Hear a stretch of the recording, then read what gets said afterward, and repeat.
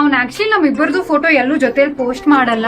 ಅವ್ನ್ ಹೇಳ್ದ ದೃಷ್ಟಿ ಆಗತ್ತೆ ಅಲ್ವಾ, ಅದಕ್ಕೆ ಸೋ ಕೇರಿಂಗ್. ಏನೋ ಒಂದು ಟೆಂಡರ್ ಅಕೌಂಟ್ ಇದ್ಯಾ, ಫೇಕ್ ಪ್ರೊಫೈಲ್ ಇರ್ಬೇಕು, ಚಾನ್ಸೇ ಇಲ್ಲ. ಇನ್ಸ್ಟಾಗ್ರಾಮ್ ಅಕೌಂಟ್ ಲಿಂಕ್ ಆಗಿದ್ಯಾ, ಐ ಥಿಂಕ್ ಹಳೇದಿರ್ಬೇಕು, ಡಿಲೀಟ್ ಮಾಡೋದ್ ಮರ್ತೋಗ್ಬಿಟ್ಟಿದ್ದಾನೆ.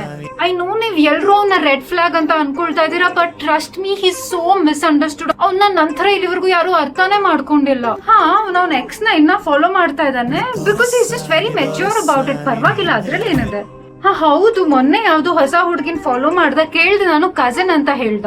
ಇಲ್ಲಿವರೆಗೂ ನಾನು ಅವಳನ್ನ ಯಾವತ್ತೂ ಮೀಟ್ ಮಾಡಿಲ್ಲ, ಬಟ್ ಇವ್ ನೆವರ್ ನೋ. ಎಷ್ಟೊಂದ್ ಜನ ಇರ್ತಾರಲ್ಲ ಫ್ಯಾಮಿಲಿಯಲ್ಲಿ, ಎಲ್ರು ಹೆಂಗ್ ಗೊತ್ತಿರತ್ ನಮ್ಗೆ. ಪ್ರತಿ ಸ್ಯಾಟರ್ಡೆ ನೈಟ್ ಹೋಗಿ ಮಂಡೇವರೆಗೂ ನಂಗೆ ಟೆಕ್ಸ್ಟೇ ಮಾಡಲ್ಲ, ಫ್ರೆಂಡ್ಸ್ ಜೊತೆ ಆಚೆ ಇರ್ತಾನೆ. No he is not toxic. ಅವ್ನ್ ಸ್ವಲ್ಪ ಮೀ ಟೈಮ್ ಸ್ಪೇಸ್ ಬೇಕು, ಪರವಾಗಿಲ್ಲ, ನನ್ಗೇನ್ ತೊಂದ್ರೆ ಇಲ್ಲ. I understand him. ನೋಡಮ್ ಸ್ಟಾರ್ಟಿಂಗ್ ಹೇಳಿದ್ದ ರಿಲೇಶನ್ಶಿಪ್ ಅಷ್ಟೊಂದು ಸೀರಿಯಸ್ ಆಗಿ ಅವ್ನು ತಗೊಳ್ತಾ ಇಲ್ಲ, ಅವ್ನು ವರ್ಕ್ ಮೇಲೆ ಫೋಕಸ್ ಮಾಡ್ಬೇಕು ಅಂತ. ನಾನೇ ಜಾಸ್ತಿ ಅಟ್ಯಾಚ್ ಆಗ್ಬಿಟ್ಟೆ.